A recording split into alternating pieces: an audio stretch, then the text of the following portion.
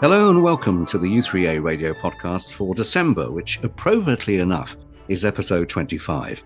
I'm Nick Bailey, and I've got a Christmas feast with a difference and an unusual carol at the end of the programme. But before that, we thought it would be good to look back at some of the highlights of the last 12 months in what has been the u3a's 40th anniversary year.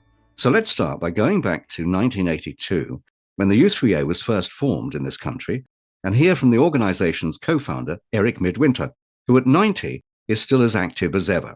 He explained the reason for setting it up. I think the changing mood amongst the progressive academics and others who were involved with older age were very concerned about the negative attitude, thinking of older people as over the hill, past it, can't do anything for themselves.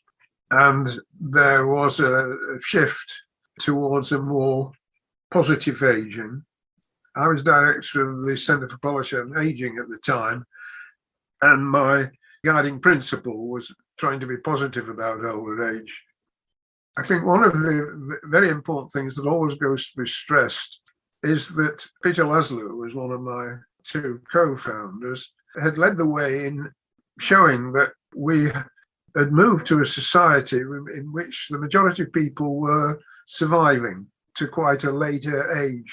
It wasn't longevity, it was survival. But it ended up with something of a miracle, unknown in human history, whereby there was a mass of people, about 12 or 13 million, about a fifth of the population, who were post-work and post-child rearing responsibilities.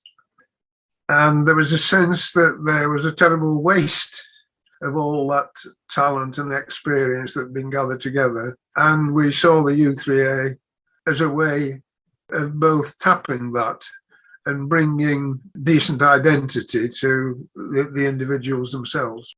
One of the projects to help celebrate the 40th anniversary of u3a was to plant 5,000 trees, a target that had already been achieved by the time the man in charge of the operation, Rob Penn, told us about it in January. So what we are doing is raising funds to create a u3a 40th anniversary woodland.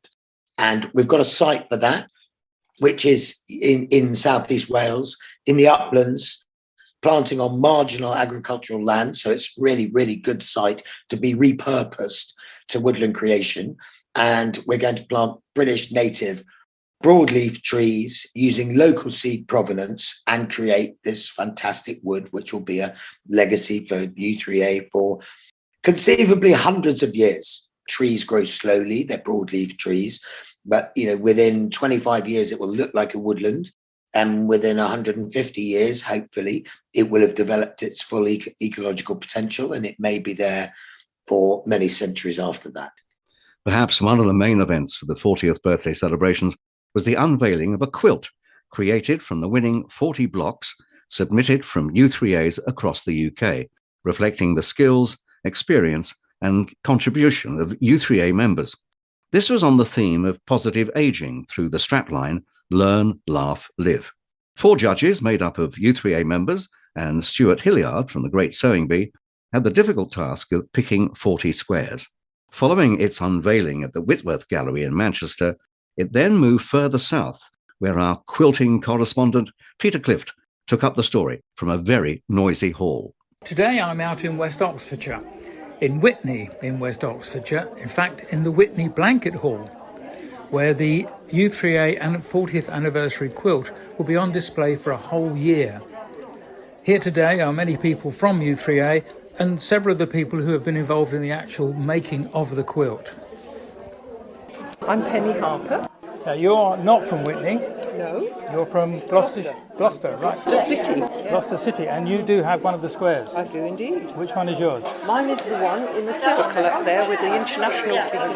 That shows my attendance and interest in circle dancing. And the ethos of circle dancing is peace and love. And what are your views of the quilt generally? I'm absolutely blown away by it. And also the person who's put it together has done it so skillfully. Thank you very much. You're welcome. I've moved over to talk to Anne Francis from Witney. You also are the quilters. I am, yes. I designed the Scrabble board. Oh, right. Oh, it just shows the three words that we always refer to: live, laugh, and learn. Sorry. What do you think of the quilt generally now? Oh, generally perfect. Absolutely stunning. Well, it's very busy here, and I've managed to curtail Michaela Moody, who's the vice chair of u3a. Michaela, what's it like to see the quilt actually up on display? It was just mind-blowing because I knew it was going to be fantastic, but nothing prepared me for the vibrancy of the colours. And it's going to be in the Whitney Blanket Hall, as we've said, in Whitney, in West Oxfordshire, for about a year. Yes. What are the plans after that? Do we have any plans for it? I have got a plan, which is to go for the Victoria and Albert. Well, we certainly hope you do, because it is a fantastic quilt, and I urge anybody to come and have a look. The u3a anniversary quilt will be on show at the Whitney Blanket Hall until September next year. And wouldn't it be wonderful if eventually it could be displayed at the Victoria and Albert Museum? Many u3as held picnics to coincide with both the 40th birthday and the Queen's Jubilee weekend. Yvonne Toms from Lewin District u3a in Cornwall regaled us with stories about her time as a maid at Buckingham Palace and her brush, excuse the pun, with the future king.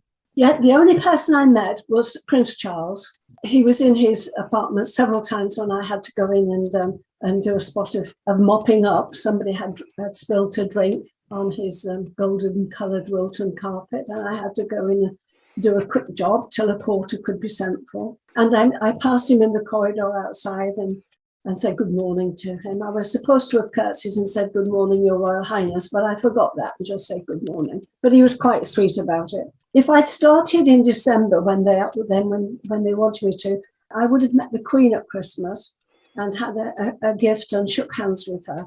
But they don't tell you that before you go. And I didn't start till the January because I had some commitments. So I missed out on the Queen. But I saw people coming and going from my bedroom window and my kitchen window. Andrew and Edward were just little boys running along the corridors with the corgis.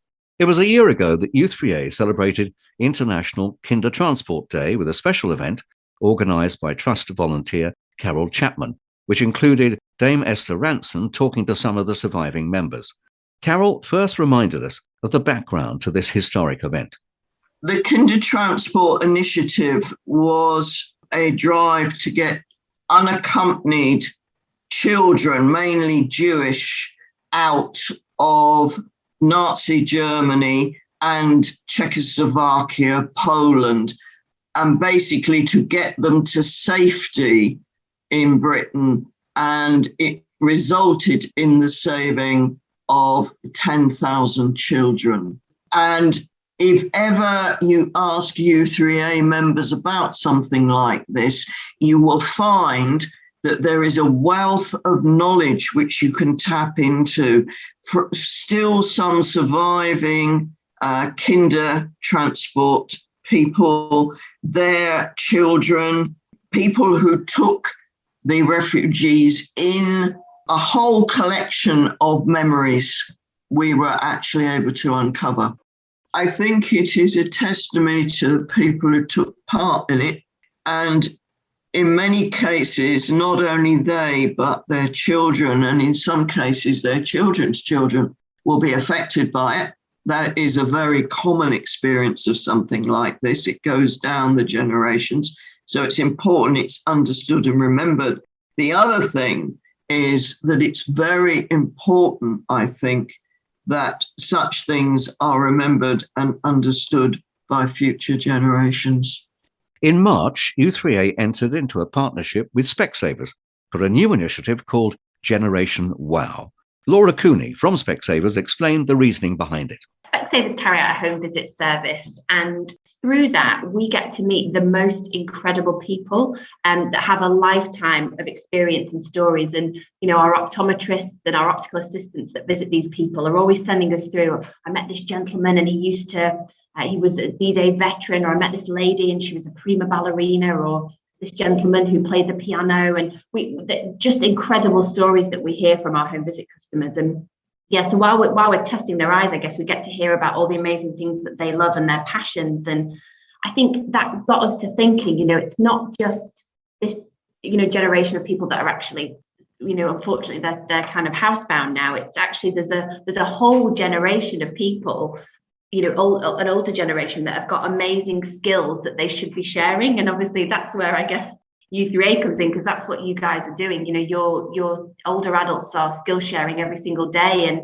so that's where the partnership really started. Is we've kind of got these commonalities, and then out of that was born what we're calling Generation Wow, and it's absolutely about celebrating older adults, the older generation, by giving them a platform to show off their amazing skills and talents.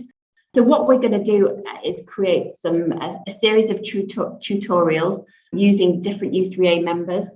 Obviously, u3a have got a great network of peer-to-peer learning already, and we're going to tap into this and give even more people the opportunity to learn something new. So that might be laughter yoga or flower arranging or mindfulness. And what we're going to do is we're going to talk about these tutorials through our social channels and through PR, and then house them on a landing page on our Specsavers website so people can access them at any time and give them a try.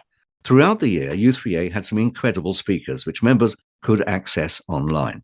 In the summer, we heard from Sian Cleaver, a spacecraft engineer at Airbus working on the Orion project, part of the Artemis series of programs that will return humans to the moon. We caught up with her in her office in Bremen in Germany and asked why we're bothering to go to the moon again.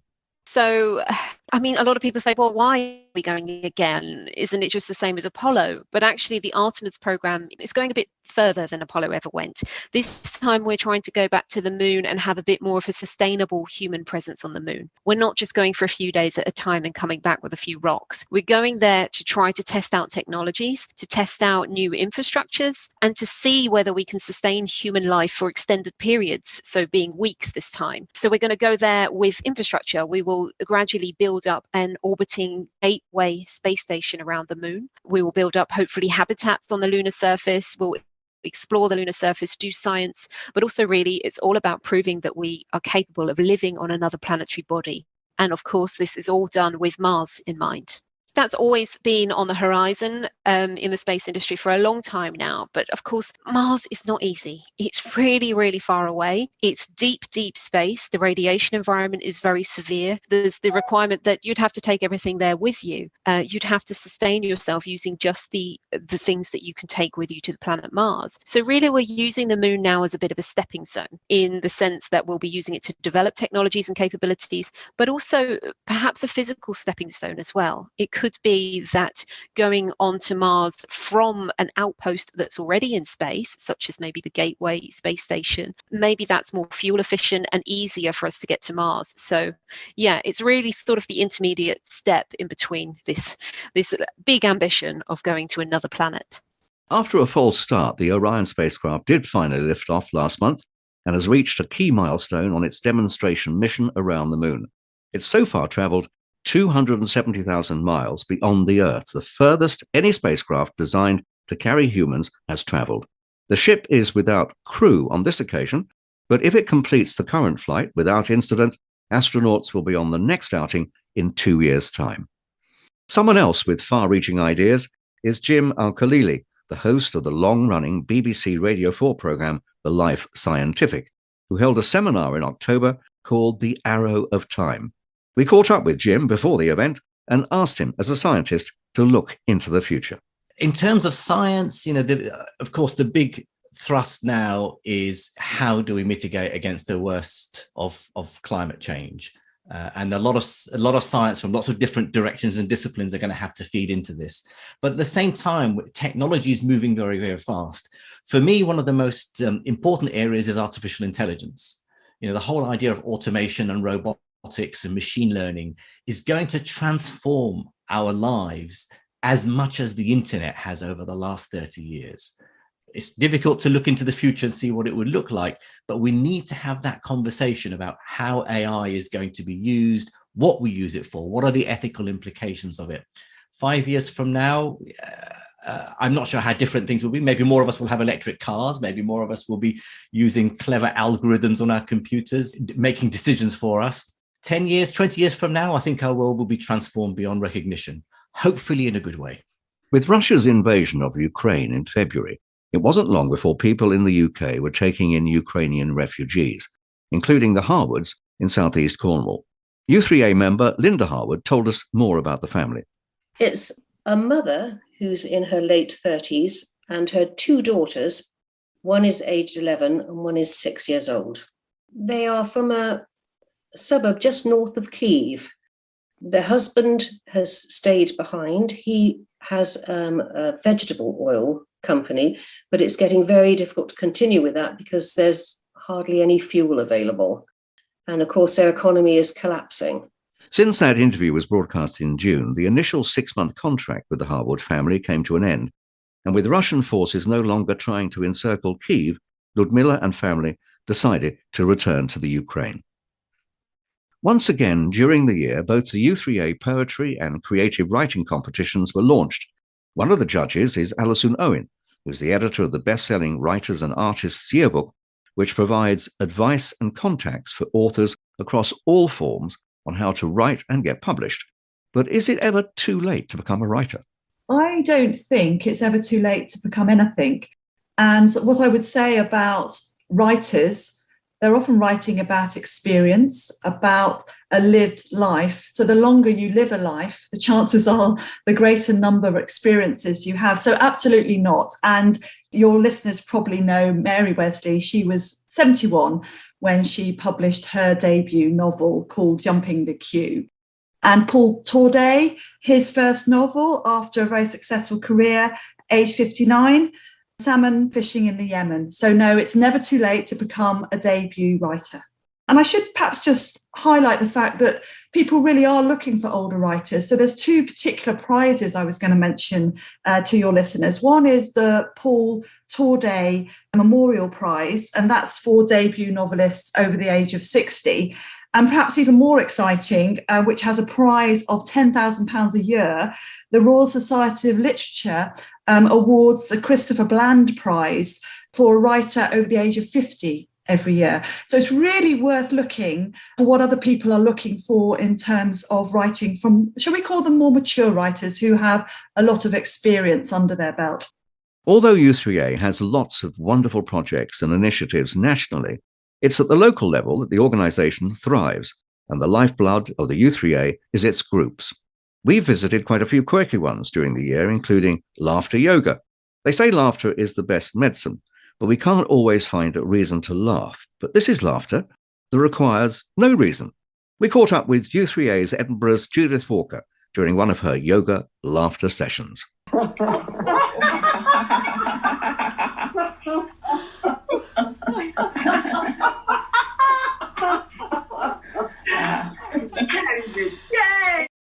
Laughter yoga was developed in 1995 in India by a medical doctor, a GP called Dr. Madan Kataria. And he was researching laughter as a health benefit, as a medicine. And he was so impressed with the research that he wished he could give doses of laughter to his patients. And so that's basically how he started. First of all, they told jokes, but of course the jokes ran out. And then he found this piece of research which indicated that you didn't have to be laughing at anything. You didn't have to feel happy. You don't have to have a sense of humor. You just start laughing as an exercise. And because laughter is infectious, the pretend laughter quickly becomes real laughter. And that's what we do in Laughter Club. We just laugh for no reason, just because it feels good and just because it has so many health benefits. If laughter doesn't help, what about dancing? Tricia Barclay from Ashbourne u3a explains why she set up a disco dancing group. Well, I have got to the stage now where all our friends' children are married and our children are married. And so we're not invited to any weddings. So we never actually get out to discos. Yeah. We don't go to nightclubs because we're far too old for that sort of thing. And it suddenly dawned on me that if I'm not careful, I wasn't going to be able to dance anymore. Mm-hmm. So I wanted to dance. I love dancing. My mum used to call it jigging. And so I thought, well, how about if we had a monthly club where people could just go and dance? We're not all great dancers, but that doesn't matter. And we all, at the moment, because there's usually about 8 or 9 of us, we all dance in a ring. We just want the handbags in the middle again. Or maybe you'd like to do some exploring with the Haven't Bus Pass group, which celebrated its 10th anniversary this year. Leading the group since its inception is 95-year-old Ken Arkle. Havant is located on the coast just to the northeast of Portsmouth and directly north of Hayling Island. So we're in effect midway between Portsmouth and Chichester. And so we've got easy access to West Sussex, to Southeast Hants, to Hayling Island and the Isle of Wight. And that roughly is our territory. I always keep it within a sensible day's travel. I have mooted the idea that we could get a bit adventurous and go somewhere and stay overnight, but so far that hasn't happened. Before this, I don't think I ever used my bus pass. I think that's the same as some of our members, but now we are all hardened bus travellers. Somebody had the audacity the other day to suggest that we went down to Portsmouth on the train. I said, we don't do that. We're a bus pass group. One of the groups we visited during the last 12 months was for the more adventurous. Kevin Millard from Harborough Welland u3a in Leicestershire set up a new experiences group, which even included axe throwing. Axe throwing, yes. Well, that was one that we did have to do as an organised activity, obviously. I checked our insurance, and although the Third Age Trust covers us for most activities, that was one of the kind of high-risk things that we had to do as an organised event. There was a lady that came with us who's a very good darts player, and she was just absolute natural at throwing these axes. The rest of us struggled a bit because the theory of it is that you have to get this axe to turn just once when you throw it. Well, of course, the rest of us were throwing it all over the place and hitting the board with the handle and all kinds of stuff. But it was a great experience. As 2022 has been our 40th anniversary year, I thought we should at least have a happy birthday tune. And who better to oblige than Matt Carroll, the convener of the Natural History Group at Swansea u3a, who makes whistles out of carrots. Here he is now with the rest of his carrot orchestra.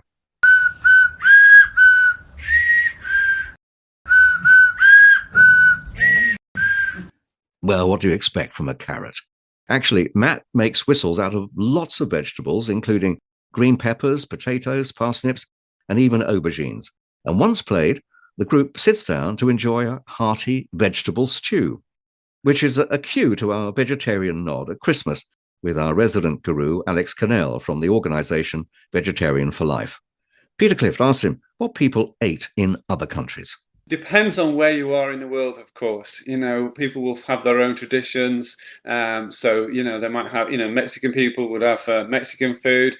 They all have their own separate traditions. My partner, if I can tell you about that, she's American and she lives in the UK now. But when she was growing up, she was originally from Texas, would always have a vegetable lasagna. She didn't eat meat much when she was a youngster. So that was their tradition. That was part of their every Christmas treat. They look forward to it. Must be pretty difficult, I think, being a vegetarian in Texas of all places, isn't it? Well, it's funny, all the places. Texas does, it does have a reputation for being a big meat eaters, and that is very, very true. You can find the occasional place, but that tends to, that you can order vegetarian food, but that tends to be in the big cities. Obviously, people do choose to want to eat vegetarian, but you have to probably cook it and eat it at home rather than in the big restaurants. Yeah. Almost in secret, yeah. Yes, almost, yeah. We've spoken before about what vegetarians can have for Christmas, but I guess you're saying really that you can have anything you want, really. Well, that's it. I mean, Christmas does have all those traditions, and I do get that, that inner gut feeling. If we don't do it right, it's not done properly. It sounds sort of really odd, but if you don't have sprouts, it's not a proper Christmas dinner.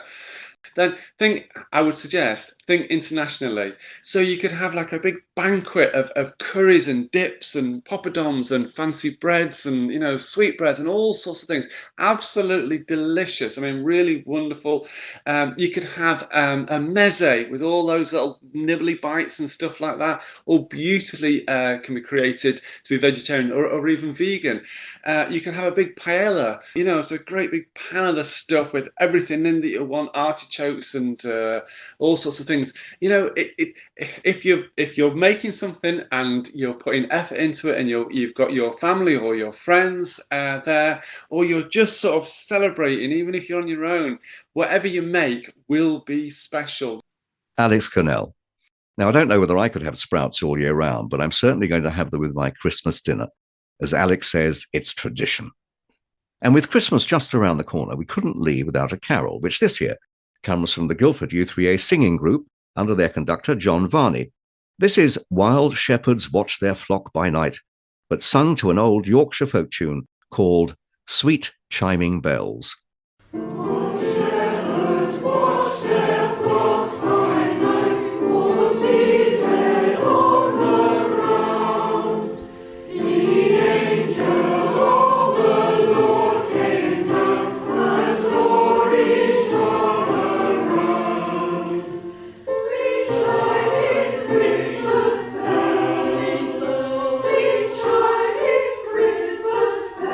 Sweet bells, ringing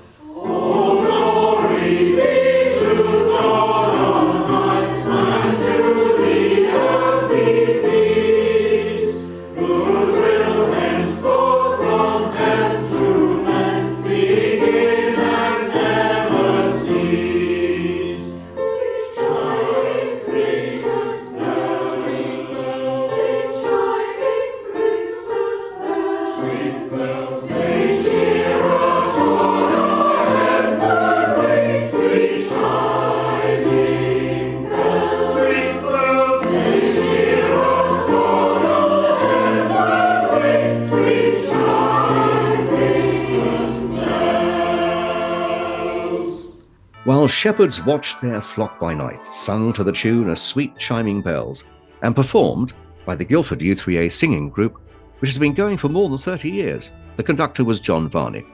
And that's where we come to the end of our special edition, but I'd like to thank everyone who took part in our podcasts throughout the year, as without you, there would be no programme. And don't forget, if you'd like to get in touch, we'd love to hear from you.